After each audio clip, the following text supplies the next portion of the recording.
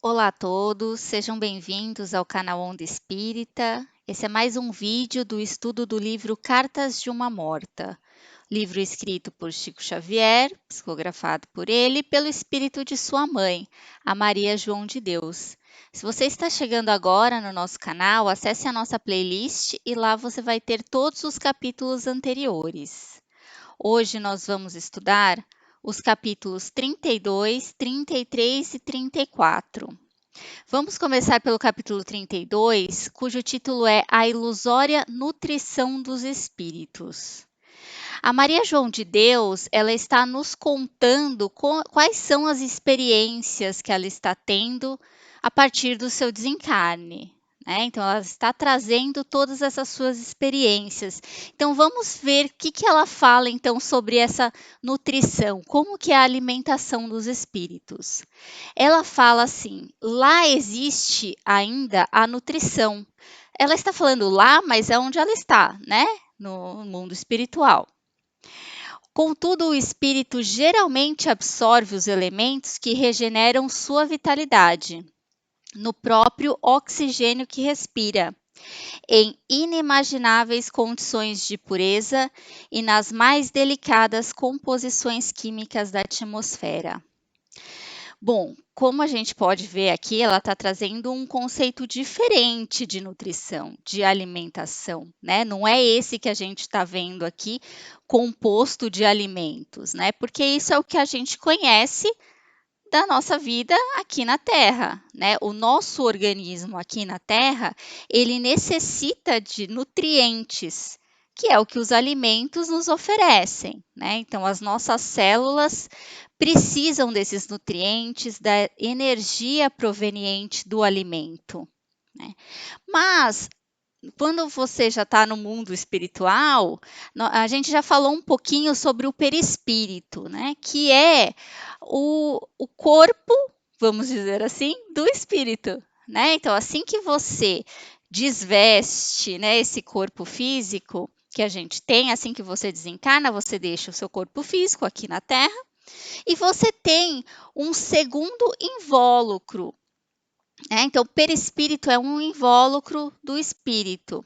Só que esse perispírito ele já não é mais composto das mesmas células que a gente tem aqui. Ele é composto de uma substância diferente, de elementos diferentes. A gente também já falou sobre isso nos vídeos anteriores, né? Então, a Maria João de Deus vai nos trazer que esse perispírito, ou seja, o espírito dela nesse momento, ele vai absorver energias. Então, não necessita mais dos alimentos, né? Não necessita mais comer com o conceito de comer que nós temos aqui na Terra, né? E uma outra coisa também que os alimentos, mesmo aqui na Terra, né? Os alimentos, eles não trazem só nutrientes para o nosso corpo, para nossas células, né? Não sei se vocês já ouviram falar do conceito de comfort food, né? Uma palavra em inglês, mas o nome é parecido em português, né? Conforto, né? A comida que nos traz um conforto, que é aquela comida afetiva, né? Que nos traz uma lembrança, que nos remete a alguma passagem do passado, né? Então, por exemplo, eu sempre lembro da sopa da minha avó, né? Porque esse alimento vem carregado de uma emoção, de uma lembrança, de uma lembrança afetiva que eu tenho da minha avó. Né? E acredito que todos vocês já passaram por isso, de que ao comer alguma comida ou sentir algum cheiro, lembra de uma situação, como o próprio nome diz aqui, confortante, né? Então é aquela comida que nos dá um conforto. Isso é a mesma coisa no mundo espiritual, só que não é com esse alimento físico, né? A Maria João de Deus continua falando assim: alguns seres aí aportando necessitam, por força dos arraigados hábitos, de alimentos análogos aos da terra, o que obtém por algum tempo, mas apenas na aparência de realidade, ilusão esta que é momentânea com as superficialidades do corpo somático até que se acostumem com as novas modalidades de sua existência. Então vamos entender um pouco isso daqui, né? Ela fala dos hábitos. E sim, a gente desencarna, e não é porque nós desencarnamos que de uma hora para outra nós vamos esquecer de tudo aquilo que nós vivemos aqui na Terra. Então, nós vamos carregados dos hábitos que nós temos aqui. Nós temos, obviamente, o hábito de comer, porque o nosso corpo físico necessita, né, da comida, dos nutrientes, da energia, como eu já disse, né? Então, ela fala desses hábitos. E eu lembrei aqui de duas passagens dos livros do André Luiz. Um do Obreiros da Vida Eterna. O André Luiz, ele está acompanhando o desencarne do Dimas e assim que o Dimas desencarna, ele pergunta, né? Então, o André Luiz faz essa pergunta para o Dimas: sente fome? E o Dimas fala: chego a notar o estômago vazio e ficaria satisfeito se recebesse algo de comer, mas esse desejo não é incômodo ou torturante. O que quer dizer? Ele tinha a vontade de comer porque é um hábito, né? Um hábito que nós temos aqui na Terra. Mas ele não tinha o desconforto, porque não tinha as células dele não estavam necessitando disso, né? O metabolismo, né? O corpo dele não estava necessitando mais disso. E tem uma outra passagem do André Luiz no Nosso Lar, né? Que o próprio André Luiz, né? Ele está contando a história dele, quando ele já foi resgatado. Ele fala: a essa altura serviram-me caldo reconfortante, seguido de água muito fresca, que me pareceu portadora de fluidos divinos. Aquela reduzida porção de líquido reanimava-me inesperadamente. Não saberia dizer que espécie de sopa era aquela, se alimentação sedativa ou remédio salutar. Então, olha o que ele traz, né? Então, a Maria João de Deus fala isso também, que muitas vezes são levadas comidas análogas à da terra, né? E, nesse sentido, o André Luiz fala que reconfortou, trouxe essa sensação de conforto, mais uma vez, né?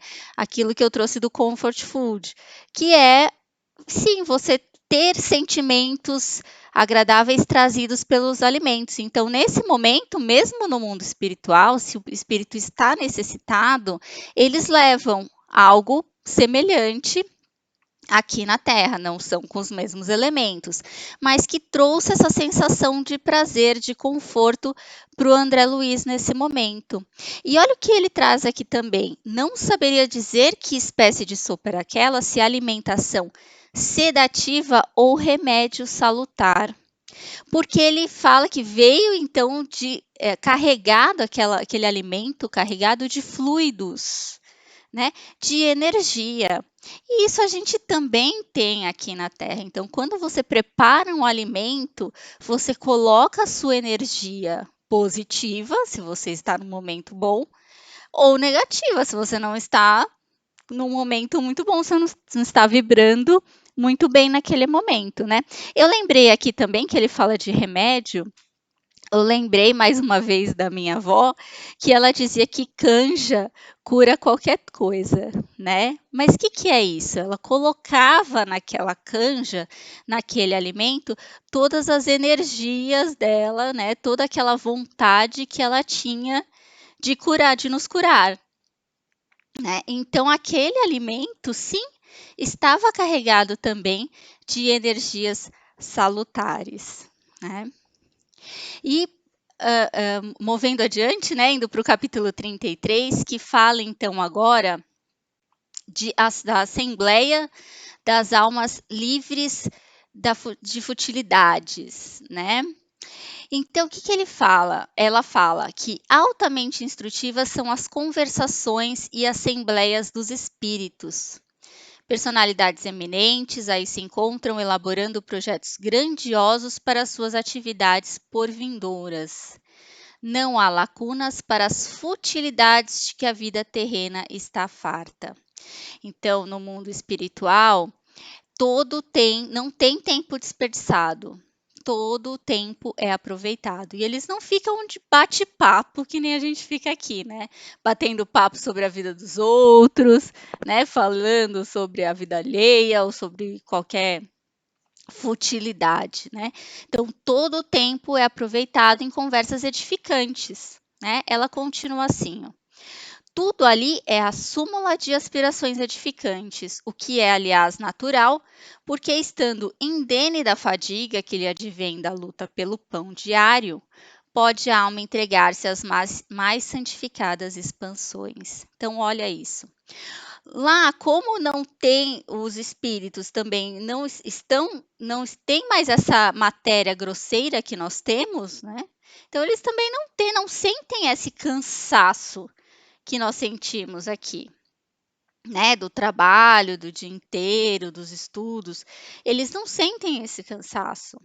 Até na pergunta 254 do Livro dos Espíritos, eles perguntam, né? E a fadiga? A necessidade de repouso, experimentam-nas? Aqui eles estão perguntando dos espíritos, né? Os espíritos experimentam a fadiga? E os espíritos respondem que não podem sentir a fadiga como a entendeis. Não precisam de descanso corporal, porque eles já estão despojados dessa matéria grosseira, né? Eles não têm mais esses músculos aqui que ficam cansados, né? Quando a gente faz muito esforço físico. Não é esse tipo de fadiga.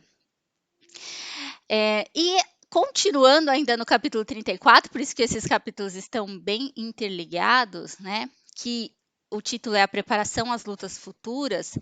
Ela fala que a vida, pois aí decorre como se fosse numa abençoada estação de repouso, onde se descansa de muitas lides e se aprendem as mais proveitosas lições para o progresso nas lutas futuras. Ela fala aqui de estação de repouso, mas nós não podemos entender repouso como ociosidade, porque, como eu já disse anteriormente, lá não tem tempo perdido. Então, não quer dizer que os espíritos ficam ali descansando eternamente. Não. Na mesma pergunta dos livros dos espíritos que eu falei anteriormente, ele fala que o espírito repousa no sentido de não estar em constante atividade. Ele não atua materialmente, então ele não está na atividade física, no desgaste físico que a gente tem. Sua ação é toda intelectual e inteiramente moral, o seu repouso. Então, enquanto eles estão repousando fisicamente, eles estão trabalhando intelectualmente, moralmente, estudando, né? Ou seja, eles não ficam parados, né, repousando, dormindo, vendo a eternidade passar. Não é assim. O espírito está em constante evolução. Se não está trabalhando, está estudando, está planejando futuras ações, sempre no sentido de ajudar, né? Então ele está cercado ali de outros espíritos que também o ajudam a fazer isso, né? Mas no sentido de evoluir para ajudar, para se ajudar e ajudar ao próximo também, né? E é isso, são essas as reflexões que eu queria trazer hoje. Obrigada mais uma vez por nos acompanhar. E não se esqueçam que toda terça e sexta temos vídeos novos do livro Cartas de uma Morta. Sigam a gente no YouTube, no canal Onda Espírita. Tem muita coisa legal lá. Muito obrigada e fiquem com Deus.